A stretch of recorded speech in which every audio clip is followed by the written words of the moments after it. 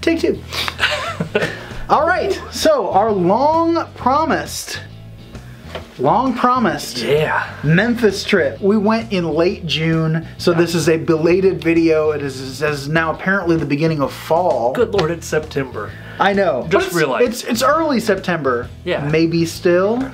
Yeah. Maybe.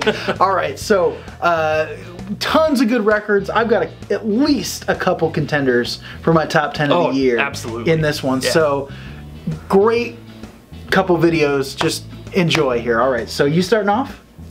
All right. Your way. All right. Okay, so technically I got this record in Memphis. Well, I think technically I was in Mississippi when you gave it to me. But Mellow Yellow ordered David Peel and the Lower East Side, The American Revolution for me, so we played a bunch of tracks off of this early in the summer and I had to have it. Found it on Discogs. Mellow Yellow got it for me through his PayPal, which he's my dealer, and I got it, and boy, this is a great copy of this. Gatefold, nice and clean. Cover looks good. It's got a tiny little hole punch, but whatever. Disc sounds great. I love this era electro stuff. Obviously, the 4000 series, great stuff, but particularly the proto-punk. Like the hippie, trippy psych, but also the proto-punk stuff. So, David Peel on the Lower East Side. I Want to Get High, Oink Oink, Legalize Marijuana, I Want to Kill You, Hey Mr. Draftboard. Oh, this is a good album, man. Oh, I dig this so much. This is the type of band that I would have wanted to be in 1970. So I'm so glad that David Peel on the Lower East Side exists, and that I got this record. I heavily in need of the other two from this band. So looking forward to grabbing those. Very cool.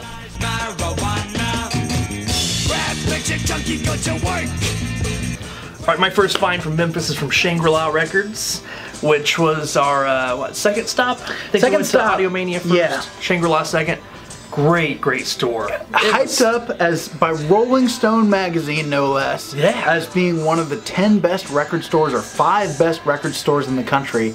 And I gotta say, I think it lived up to the praise. It really did. I really was impressed. I mean, I've been to some great stores in the last couple years. Yeah. But this was the type of place you walked in and you were just like, well, I could spend the whole day here absolutely. and not be disappointed at all. We spent, what, 2.5 hours there, and I felt like we were kind of moving quickly. Yeah, we were moving quickly, and there were a couple rooms that at best we like quick perused. Like, I want to check this one thing and see what's in there.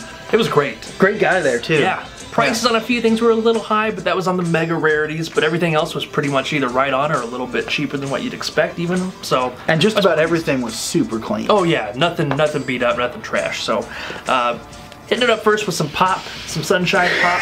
This is Dawn of the Good Times, so good. Dawn of the Good Times were more popular out in the Pacific Northwest, and maybe a little bit garagey. This one's more kind of straight up pop rock, but the hit track so good, it is so good, and I like it a lot. And again, really clean copy. So good. That's not the song. That's not the song, but it works. This was $10 or less. I don't remember exactly what I paid, but it was a cheapie, and look at the cover. I mean, come on.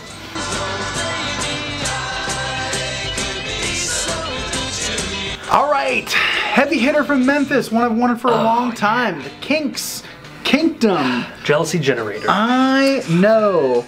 A lot of cool stuff from this Reprise label lately. Look at that tricolor beast right there. It is a stereo copy, not mono or anything like that. But $20. Disc is in great shape. Cover's clean. Cover's clean. Tough to find a clean cover on this one, so little discoloration, but not much. Such a shame. Well-respected man. Yes. Wait till the summer comes along.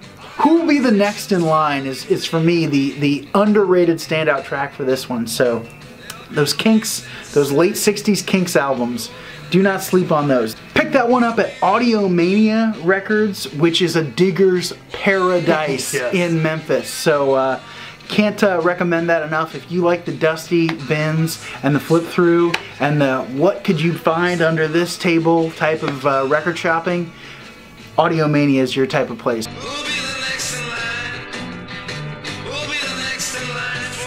Then we hit up Goner Records. That was, I think, the last store downtown Memphis. Yeah, and that there was like Central Memphis. There's a really good area with Shangri La and Goner Audiomania, and Audiomania and some Central great, Barbecue. Yes. Oh boy, look at us. We ate some food this summer. So, but I think you came across this first. I and did. then passed it my way. You listened to it on the listening station. We're like, it's a little too poppy. I'm glad I passed it up. It's not that it's not a cool record. It's just more in your vein. This is the Fifth Estate with Ding Dong the Witch is Dead. Again, just ridiculous. I really don't like the title track. It's really just a little too kitschy for me. But the rest of the album is really enjoyable pop. A little bit more garage. I mean, pop. great cover. That's obviously you flipping through the bin and you're like, oh, I can't not drop a needle on it. That is 90% of the reason I bought it, and I'm keeping it. And it's enjoyable, and again, $10 or less, I'm pretty sure. Yeah. So it was not expensive, and it'll stay for a while at least, if just for the cover. So.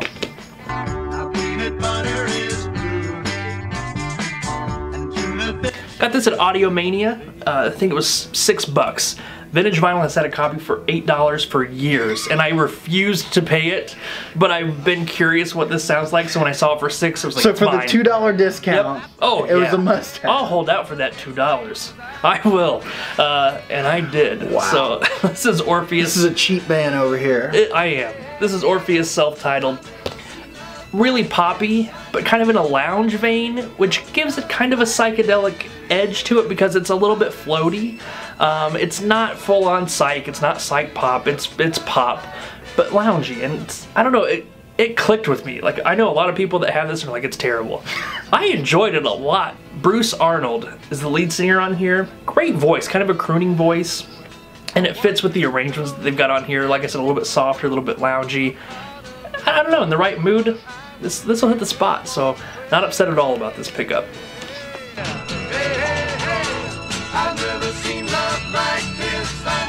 Alright, one of the last things I picked up in Memphis, this is Pearls Before Swine, and it's Balaklava, I think is the way to pronounce this one. This is a Bass Records German pressing. That's cool. Also white label, not sure if that's a promo or that's just how it does it, but Bass Records ESP Folk Archive Recordings.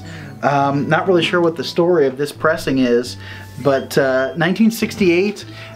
This is a little bit different than the other Pearls Before Swine that I have, and still really enjoyable and kind of crazy artwork on the cover. Yeah, sort of medieval doom and gloom there. Yeah, almost like a Dante's Inferno or something going on. Yeah, that sort of stuff. But anyway, this was at Spin Street Records, which pretty clearly like either used to be an FYE like chain place, or it's just a franchised FYE that doesn't have to have it. I think I paid $8 for this or something. I mean, it was just, you know, really cool to have it. Glad. I like the Pearls Before Swine stuff. Really getting into that stuff on the ESP disc. Yeah, for sure. That's sweet. Label. Yeah.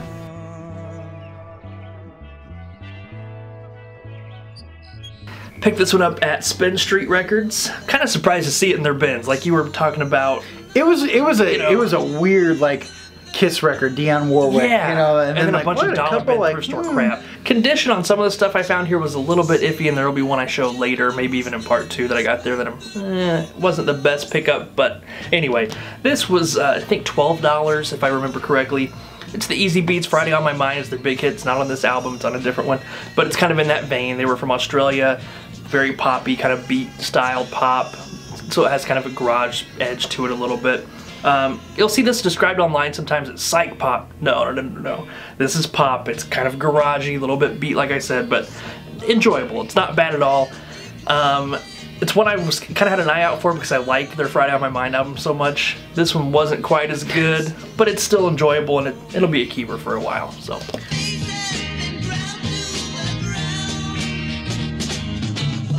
Another one from Audiomania. Holy Modal Rounders. This is a really cool record, and it is a demonstration, not for sale copy of Good Taste is Timeless. A little bit later for the Holy Modal Rounders.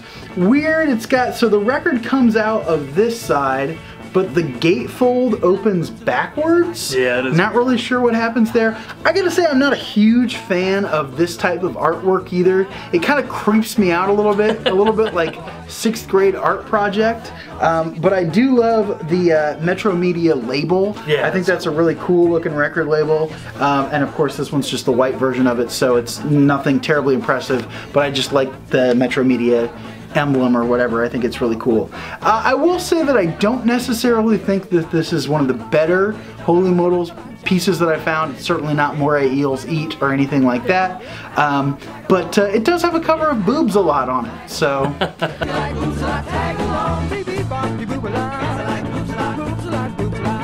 Alright, here's that other Spin Street pickup I was talking about condition-wise, but I actually knew when I bought it. It was only $5. This is Smokestack Lightning Off the Wall. This one tends to go for 20 to 30 bucks, so for $5, I was like, even though the condition's kind of spotty, it's worth a flyer at $5. So it's taped up along the top and the bottom, I believe. I didn't do it, it was already like that, and the record is pretty banged up, quite a bit of scuffs, some deeper ones on that side there.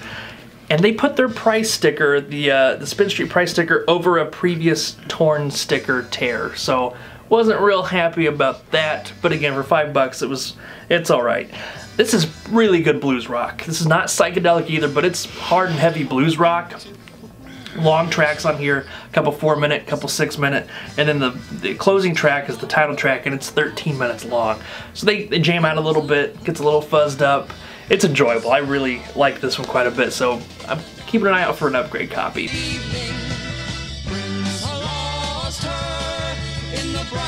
Picked this up at Ghana Records. This is the Mystic Number National Bank, self-titled on ABC Probe. It's not for sale on the back there, but it's just the standard Probe label. It's a gatefold with a die-cut cover. You can see like the vault opens up to reveal the inside. Kind of gimmicky. I like it. It's alright, I do too. I'm cool when they do interesting stuff with packaging. This is blues rock as well. It gets described all the time as psych because the name's a little bit psychedelic, the cover art's a little bit psych. It's blues rock. It's okay. I'm not in love with this album. It's not terrible, just not great. It's not mind-blowing. And this does have a little bit of a warp on it. It's one of those, you can't tell a whole lot when you hold it up, but there's a little bit of a dome effect going on. Yeah. So I think if I had a record weight, like a clamp, it would flatten it out a little bit. But as it is, the first track on both sides skips a little bit because of the warp. Once it gets past that, it's okay. It can kind of ride the wave a little bit. This was like $12, I think, which is pretty fair for the album itself. But it's really clean, so if I can get it straightened out, it'll be all right. I love that not for sale sticker, and I like the back too. The guy on the $25,000 bill looks like a BA, and then this guy down here looks dejected. I love that it goes from $25,000 to $50. Like, I wonder what this guy thought about that. Like, the 50. You got a $25,000, which doesn't even exist, and I'm on the 50.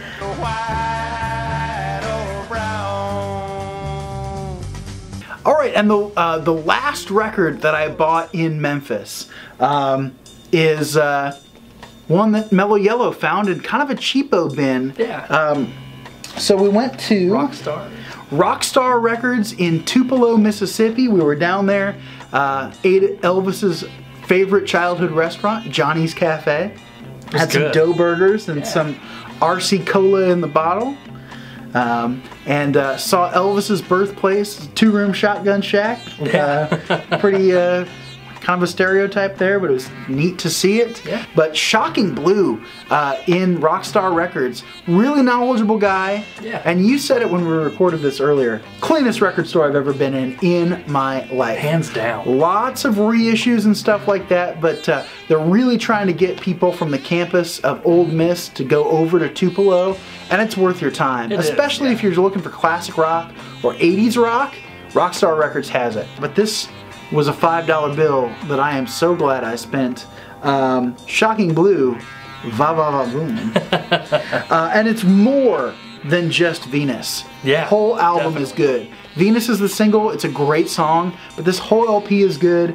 Colossus Records, show that, cool I like it. Show that sort of weird label there, but I like that one a lot. And neat record. That might be... It's like fuzzed up, rated up a little bit. Might be the cheapest record I got the whole time, and I love it. So. Yeah, $5.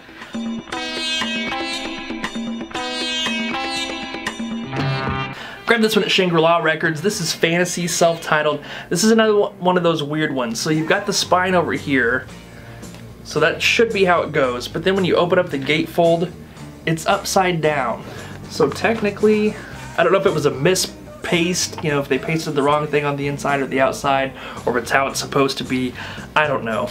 This is on Liberty Records. Got the camera over there. This is good, man. I saw this at Vintage Vinyl once for like 25 bucks and it piqued my interest. I didn't buy it, but it was like, I'll listen to it, check it out. Really, really good stuff. The lead singer, Lydia Miller, 16 years old when they recorded this album. Sounds like she's 35. Has sort of a deep, gravelly blues voice. Not too unlike Janis Joplin, but unique enough to make her stand out a little bit. And oh man, she can really, really sing and belt it out. And that's probably the highlight of the album is her singing, but the playing is fantastic. Kind of a blues psych sound. Cool, cool album. And this was cheap. I think this was 10 bucks. So I got a little bit of a deal. It does have a little bit of cover wear there, which I think with some Goo Gone I can get off there, and a little bit of seam split on top, but nothing to complain too much about, and the music within is worth the little bit of wear to the cover. Nice. So, yep. Nice.